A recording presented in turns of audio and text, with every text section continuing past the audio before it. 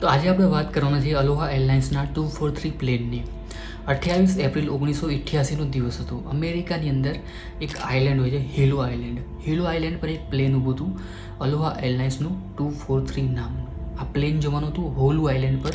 તો આસપાસના જ આઇલેન્ડ હતા. તો ટોટલ 35 મિનિટની જ આ ફ્લાઇટ હતી, 35 મિનિટનો જ આ સફર હતો. આની અંદર પેસેન્જર હતા 89 પેસેન્જર, 4 ફ્લાઇટ અટેન્ડન્ટ અને 2 પાયલટ, એટલે ટોટલ 95 માણસો આની પર સવાર હતા. પ્લેનની અંદર જ્યારે પેસેન્જર હિલો આઇલેન્ડથી ચડતા હતા, પ્લેનની અંદર જ્યારે સફર કરવા માટે ઉપર ચડતા હતા, તો એની અંદર એક પેસેન્જર દરવાજાની બાજુમાં એક તિરાડ નોટિસ કરે છે કે આ તિરાડ પડેલી છે પ્લેનની અંદર. તો એ પેસેન્જર એર હોસ્ટેસને પૂછે બી છે કે આ તિરાડ પડેલી છે, પ્લેનને કંઈ થાય તો નહીં, પ્લેન ક્રેશ તો નહીં કરી જાય, ઓક્સિજનની કમી તો નહીં થાય, એવું કંઈ તો નહીં થાય ને આ પ્લેનની અંદર. તો એર હોસ્ટેસ સમજાવે છે પેસેન્જરને કે એવું કંઈ નહીં થાય ને, સવારથી આ પ્લેન 8 ટ્રીપ મારી ચૂક્યું છે ને, 9મી ટ્રીપ છે આપણી, તો કંઈ નહીં થાય ને. આમે આપણી જે ફ્લાઇટ છે એ 35 મિનિટની છે. 35 મિનિટની અંદર આપણે ત્યાં હોલુ આઇલેન્ડ પર લેન્ડ થઈ જવાના છીએ. તો કંઈ વાંધો નહીં આવો, તમે શાંતિથી તમારી સીટ પર બેસી જાઓ અને સીટ બેલ્ટ બાંધી દો. તો એ પેસેન્જર બી માની લે છે એર હોસ્ટેસનું અને શાંતિથી બેસી જાય છે. પ્લેન ટેક ઓફ કરી લે છે. 24,000 ફીટ પર ધીમે ધીમે પ્લેન પહોંચી જાય છે.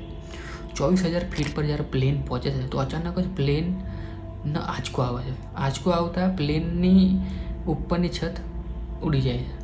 પ્લેનની ઉપરની છત ઉડી જાય છે. પેસેન્જર જુઓ તો પ્લેનની ઉપરની છત ઉડી ગઈ તો આખા પ્લેનની અંદર ડરનો માહોલ, અફરાતફરી, ગભરામણ થવાની ચાલુ થઈ જાય, કારણ કે 24,000 ફીટ પર ઓક્સિજનની કમી મહેસૂસ થવાનું પેસેન્જરને ચાલુ થઈ ગયું હતું. હવે ઉપર છત પણ નથી અને 500 કિમીની ઝડપે એ પવન આવી રહ્યો છે ડાયરેક્ટ પેસેન્જરના મોઢા પર. તો પેસેન્જરની અંદર અફરાતફરી, એર હોસ્ટેસની અંદર અફરાતફરી, કારણ કે પ્લેનની ઉપરનો ભાગ જ આખો ઉડી ગયો 24,000 ફીટ ઉપર. પછી શું થાય છે કે જ્યારે ઉપરનો ભાગ ઉડ્યો તો એક સીબી લાન્સિંગ કરીને એક એર હોસ્ટેસ હોય છે, એ બી એ ભાગ સાથે ઉડી જાય છે. એ પેસેન્જરની સેવામાં લાગેલી હતી, પણ એ બી જ્યારે ભાગ ઉડ્યો ત્યારે એ બી એ ભાગ જોડે 500 કિમી ઝડપે પવનથી એ બી ઉડી જાય છે અને પ્લેનની બહાર જતી રહે છે. આ બધા પેસેન્જર વિચારમાં પડી જાય છે કે ઉપરનો ભાગ તો ઉડી ગયો, આગળ પાયલોટ જીવતા હશે કે નહીં હોય, કે પાયલોટનો ભાગ બી તૂટી ગયો, પાયલોટ બી ક્રેશ કરી ગયા અને આપણે ધીમે ધીમે ક્રેશ કરવામાં જઈ રહ્યા છે, આગળનો ભાગ તૂટી ગયો, પાયલોટ ગાયબ થઈ ગયા, એવું તો કંઈ નથી થયું ને. તો એક એર હોસ્ટેસ વિચારે છે આગળ કોન્ટેક્ટ કરવાનો. કોકપીટનો દરવાજો ખોલવા જાય છે એક એર હોસ્ટેસ. તો કોકપીટનો દરવાજો જામ થઈ ગયો છે, ઉપરની છત તૂટી ગઈ છે, કોકપીટનો દરવાજો જામ થઈ ગયો. તો પેસેન્જર બી ડરી જાય છે, એર હોસ્ટેસ પણ ડરી જાય છે. તો હવે કરીએ શું? તો પેસેન્જર તો બેહોશ થવાના આરા પર આવી ગયા હતા, કારણ કે ઓક્સિજનની કમી થઈ ગઈ હતી. પણ જે એર હોસ્ટેસ હતી એ એક જ ભાનમાં હતી અને કન્ટિન્યુઅસ આગળ કોકપીટની અંદર દરવાજો ખોલવાનો ટ્રાય કરતી હતી ને આગળ કોકપીટની અંદર કોન્ટેક્ટ કરવાનો ટ્રાય કરતી હતી કે આગળ પાયલોટ જીવતા છે કે નહીં, કારણ કે પાયલોટ જ છે જે હવે બચાવી શકશે પેસેન્જરને અને એર હોસ્ટેસને. તો આ બધી સિચ્યુએશન 24,000 ફીટ પર થઈ હતી, ઉપરની છત તૂટી ગઈ. પણ સારી વાત એ હતી કે બંને પાયલોટ વ્યવસ્થિત રીતે કામ કરી રહ્યા હતા અને એમના કામે લાગી ગયા હતા, કારણ કે એમને ખબર પડી ગઈ હતી કે પાછળ પ્લેનની છત તૂટી ગઈ છે. તો એ હવે લેન્ડિંગ કરવાના કામે લાગી ગયા હતા બંને પાયલટ. એક પાયલટનું નામ હતું રોબર્ટ શોન થાઇમર અને બીજી પાયલટનું લેડીઝ પાયલટ હતી, બીજી પાયલટ, એનું નામ હતું મિની ટોપકિન્સ. તો બંને લેન્ડ કરવાની ઇમરજન્સી લેન્ડિંગ માટે બધી તૈયારીઓ કરી રહ્યા હતા, પણ એમને બી ખબર પડે છે કે એમનો જે આગળનો ભાગ છે એ પણ થોડો નમી ગયો છે પાછળની છત તૂટી એના લીધે. તો એ પણ ડરી જાય છે કે હવે લેન્ડિંગ કરીએ તો કરીએ કેવી રીતે? અગર લેન્ડિંગ કરીશું તો આગળનો ભાગ નીચે અડી જશે તો રનવે પર તો ક્રેશ થઈ જશે અને હજુ હોલું જવા માટે બહુ સફર કાપવાનો બાકી છે, પાછળની છત તૂટી ગઈ છે. તો એ વિચારે છે કે હવે આપણને જે બી નજીકનું એરપોર્ટ હોય અહીંયા લેન્ડ કરી જઈશું. તો જે મિની ટોપકિન્સ હોય છે એ એટીસી જોડે કોન્ટેક્ટ કરે છે. તો ATC માવી એરપોર્ટની ATC department mini ટોપકિન્સને contact કરીને કહે છે કે તમે અમારા એરપોર્ટ પર લેન્ડ કરી શકો છો, ઇમરજન્સી લેન્ડિંગ કરી શકો છો. માવી એરપોર્ટનો જે રનવે હતો એ તાત્કાલિક ઇમરજન્સીમાં ખાલી કરવામાં આવે છે. બધી ઇમરજન્સીની સુવિધા ત્યાં તાત્કાલિક કરવામાં આવે. કદાચ આ પ્લેન આવે તો કદાચ કોઈ પણ ઇમરજન્સીની એમ્બ્યુલન્સ, પોલીસ બધી ત્યાં માવી એરપોર્ટ પર ભેગી થવાની ચાલુ થઈ જાય છે, કારણ કે આ ઇમરજન્સી લેન્ડિંગ કરવાનું હતું.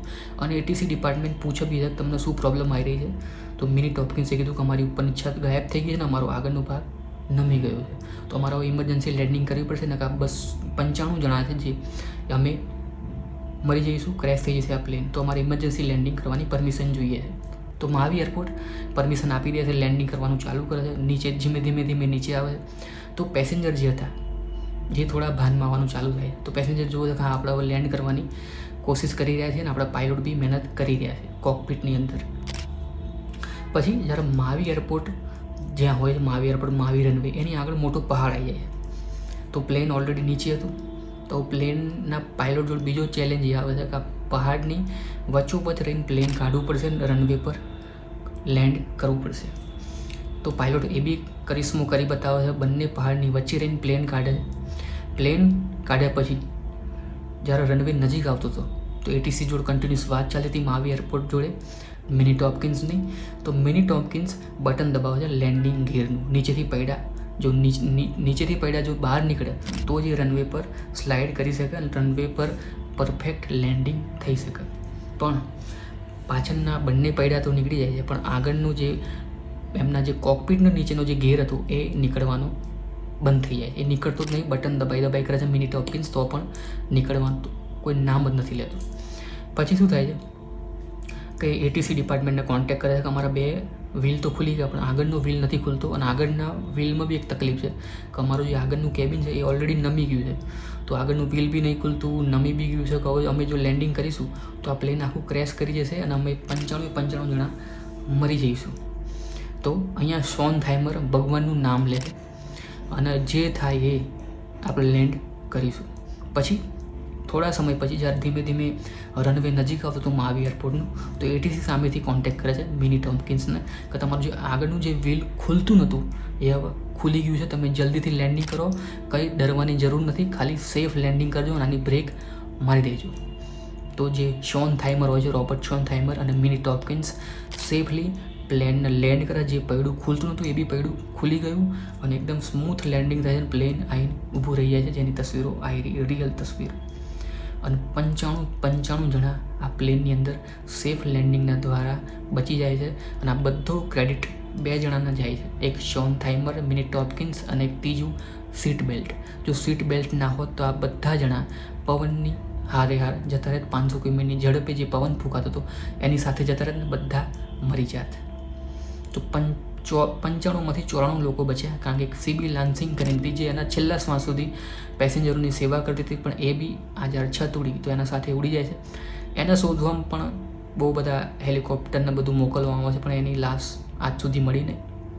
તો આ ઘટના ઘટી હતી 1988માં. પછી શું થાય છે આ પ્લેન જ્યારે લેન્ડ કરે છે શોન થાઇમર જે પાયલટ હોય છે એને શાબાશી આપવામાં આવે તે વ્યવસ્થિત જોરદાર લેન્ડિંગ કર્યું. 94 માણસોને સેફલી લેન્ડ કરાયા. કોકને હાથ તૂટી ગયો હતો, કોકને પગ તૂટી ગયો હતો, એવી માઇનોર ઇન્જરી આવી હતી.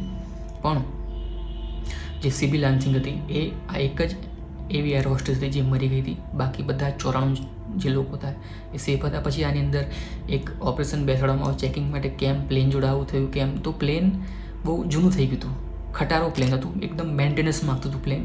અને પ્લેનને જેટલા ચક્કર મારવાનો હોય, જેટલી ટ્રીપો મારવાની હોય એના કરતાં વધારે ટ્રીપ મારી ચૂક્યું હતું આ પ્લેન. એટલે આ પ્લેન ઉપર જઈને એની છત આખી ઉડી ગઈ. તો આ બધું ક્રેડિટ જાય 2 વસ્તુને, સીટ બેલ્ટ અને પાયલટને. આ બંને પાયલોટે એક કરિશ્મો કરી બતાવ્યો કે આટલા 24,000 ફીટથી પણ વ્યવસ્થિત લેન્ડિંગ કરાવ્યું. કે લેન્ડિંગ ગિયર ખુલતો નહોતું, આગળનું પૈડું ખુલતું નહોતું તો પણ વ્યવસ્થિત રીતે લેન્ડિંગ કરાવ્યું. તો આ રીતે જીવ બચ્યો તો 94 લોકોનો અને ક્રેશ મરવા કરતાં બચી ગયા, ક્રેશ થવા બચી ગયા. જો આ ક્રેશ પણ થઈ શકતું હતું આ પ્લેન. તો આ 94 લોકો આ રીતે જીવ બચી ગયો 94 લોકોનો. તો આ હતી સ્ટોરી અલોહા એરલાઇન્સની 243 પ્લેનની. હું મળીશ તમને આગળના વિડીયોની અંદર. ત્યાં સુધી લાઈક કરો, શેર કરો, સબસ્ક્રાઈબ કરો. Thanks for watching.